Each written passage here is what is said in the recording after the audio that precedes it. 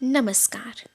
मैं रिद्धिमा काटल, कक्षा 10वीं की छात्रा, केंद्रीय विद्यालय भदरवा की ओर से आज आप सबके समक्ष हमारी क्षितिज पुस्तक के प्रथम पाठ सूरदास के साथ हाजिर हूँ।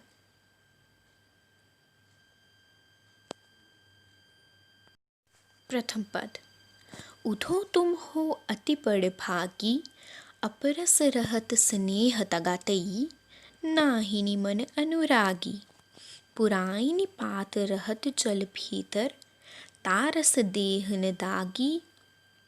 ज्यों जल माह तेल की गागरी, बूंद न ताको लागी। प्रीति नदी में पाँव न बोरियो, दृष्टि न रूप परागी। सूरदास अबला हम भोरी, गुर चाटी ज्यों पागी।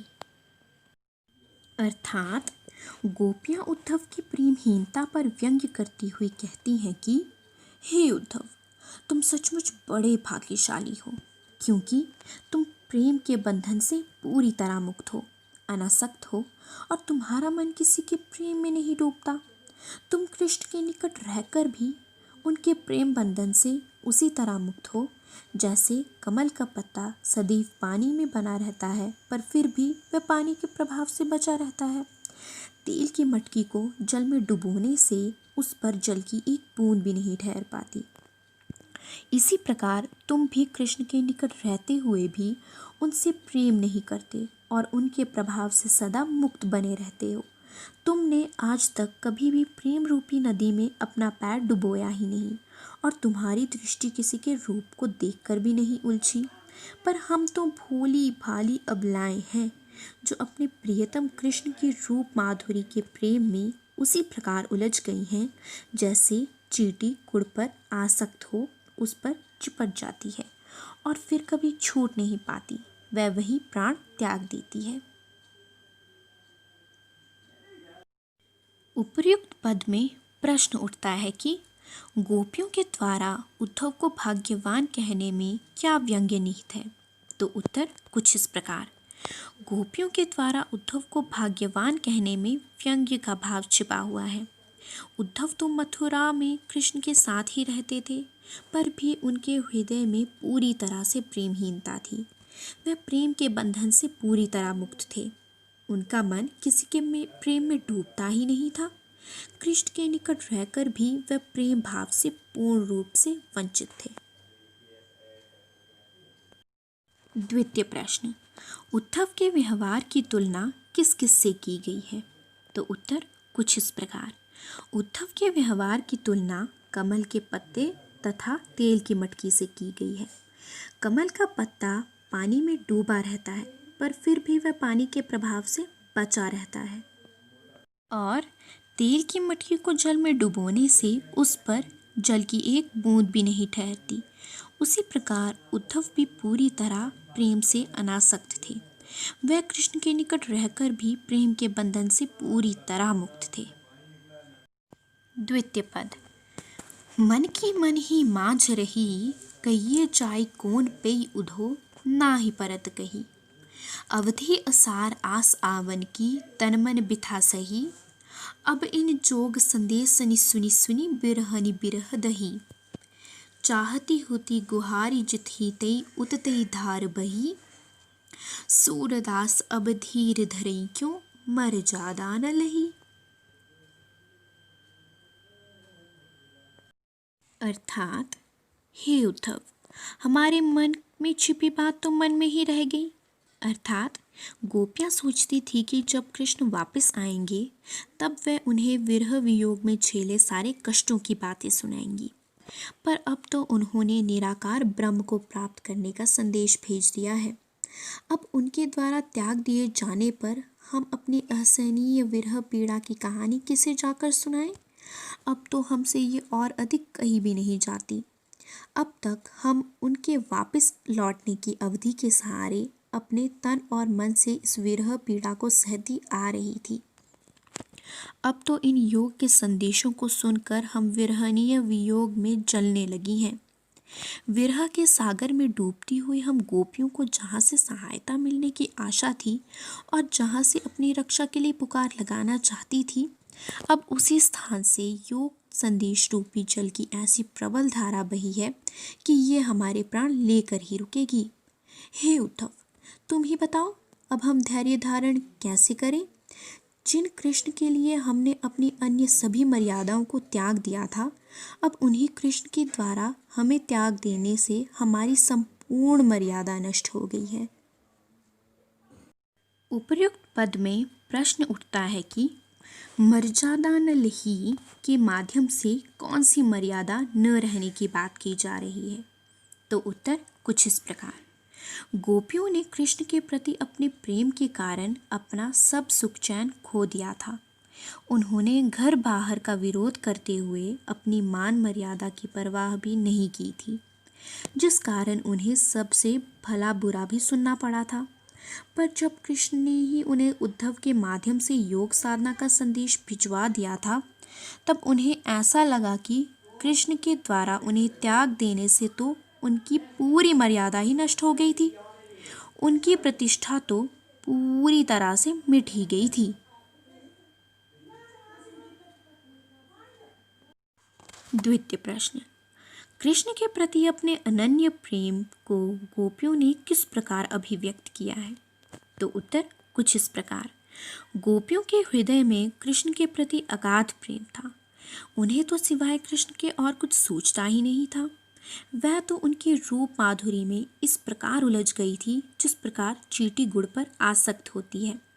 जब एक बार चींटी गुड़ से चिपक जाती है तो फिर वहाँ से कभी छूट ही नहीं पाती। वह उसके लगाव में अपना जीवन वहीं त्याग देती है। गोपियों को तो ऐसा प्रतीत होता था कि उनका मन कृष्ण के साथ मथुरा चला गया था। वे तो हार्ली पक्षी के तिनके के समान मन, वचन और कर्म से उनसे साथ जुड़ी हुई थी। उनकी प्रेम की अनन्यता ऐसी थी कि रात दिन जो जागते सोते वह उन्हीं को स्मरण करती रहती थी। तृतीय पद, हमारे हरि हारली की लकरी, मन क्रम बचन नंद नंदन उर, यह दृढ़ करी पकरी। जागत सोवत स्वप्न दिवस निसी, कानह कानह जगरी। सुनत जोग लागत है ऐसो, ज्यों कुरई ककरी। सूतो ब्याधि हमको ले आए, देखी सुनी ना करी। ये तो सूर तिन्ही ले सौंपो, जिनके मन चकरी। अर्थात कृष्ण के प्रति अपने प्रेम की दृढ़ता को प्रकट करते हुए गोपियों ने उद्धव से कहा कि कृष्ण तो हमारे लिए हार्ली पक्षी की लकड़ी के समान बन गए हैं। अर्थात जैसे हार्ली पक्षी सदा अपने पंजों में लकड़ी पकड़े रहता है, वैसे हम भी सदा कृष्ण का ध्यान करती रहती हैं। हमने मन, वचन और कर्म से नंद के नंदन कृष्ण के रूप और उनकी स्मृति को अपने मन द्वारा कसकर पकड़ लिया है। अब कोई भी उसे हमसे छुड़ा नहीं सकता। हमारा मन जागते सोते स्वप्न या प्रत्यक्ष में सदा कृष्ण कृष्ण की रट लगाए रहता है, सदा उन्हीं को स्मरण करता रहता है। हे उद्धव, तुम्हारी योग की बातें सुनते ही हमें ऐसा लगता है मानो हमने कड़वी ककड़ी खा ली हो। अर्थात तुम्हारी योग की बातें हमें बिल्कुल अच्छी नहीं लगती। तुम तो हमारे लिए योग रूपी ऐसी बीमारी लेकर आए हो जिसे हमने न तो कभी देखा, न सुना और न ही कभी भुगता होगा। हम तो तुम्हारी योग रूपी बीमारी से पूरी तरह अपरिचित हैं। तुम इस बीमारी को उन लोगों को जाकर दे दो जिनके मन सदा चकई के समान चंचल रहते हैं। भाव है कि हमारा मन तो कृष्ण के प्रेम में दृढ़ और स्थिर है। जिनका मन चंचल है वही योग की बातें स्वीकार कर सकते हैं। उपर्युक्त पद में प्रश्न उठता है कि गोपियों ने उद्धव से योग की शिक्षा कैसे लोगों को देने की बात कही है। तो उत्तर कुछ इस प्रकार। गोपियों ने उद्धव से योग की शिक्षा ऐसे लोगों को देने की बात कही है जिनके मन में चक्री हो, जो अस्थिर बुद्धि हो, जिनका मन चंचल हो। योग की शिक्षा तो उन्हीं को दी जानी चाहिए। पर जिनके मन प्रेम भाव के कारण स्थिरता पा चुके हैं, उनके लिए योग की शिक्षा की कोई आवश्यकता है ही नहीं। द्वितीय प्रश्न, प्रस्तुत पद के आधार पर गोपियों का योग साधना के प्रति क्या दृष्टिकोण था? तो उत्तर कुछ इस प्रकार। गोपियाँ कृष्ण भक्त थी। कोमल हृदय वाली गोपियाँ तो केवल कृष्ण को ही अपना सर्वस्व मानती थी। उनको केवल कृष्ण की भक्ति ही स्वीकार्य थी और उनका योग साधना से कोई संबंध नहीं था। इसीलिए वह मानती थी कि जो युवतियों के लिए योग का संदेश लेकर घूमते रहते थे, वे बड़े अज्ञानी थे। संभव है कि योग महासुख का भंडार हो, पर गोपियों के लिए वह बीमारी से कुछ कम नहीं। योग के संदेश तो विरह में जलने वालों को और भी अधिक जल्दी जला देने वाले काम करते हैं। योग साधना तो मानसिक रोग के समान है, जिसे गोपियों ने न कभी पहले सुना और न ही देखा था। कड़वी ककड़ी के समान व्यर्थ योग गोपियों के लिए नहीं, बल्कि चंचल स्वभाव वालों के लिए था। गोपियों को योग संदेश भिजवाना किसी भी अवस्था में बुद्धिमानी का कार्य नहीं था। प्रेम की रीति को छोड़कर योग साधना का मार्ग अपनाना एक मूर्खता है।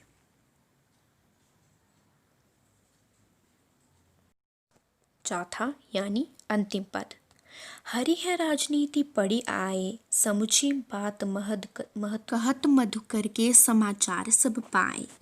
एक अति चतुर हुतई पहिले ही अब गुरु ग्रंथ पढ़ाए, बड़ी बुद्धि जानी जो उनकी जोग संदेश पठाए।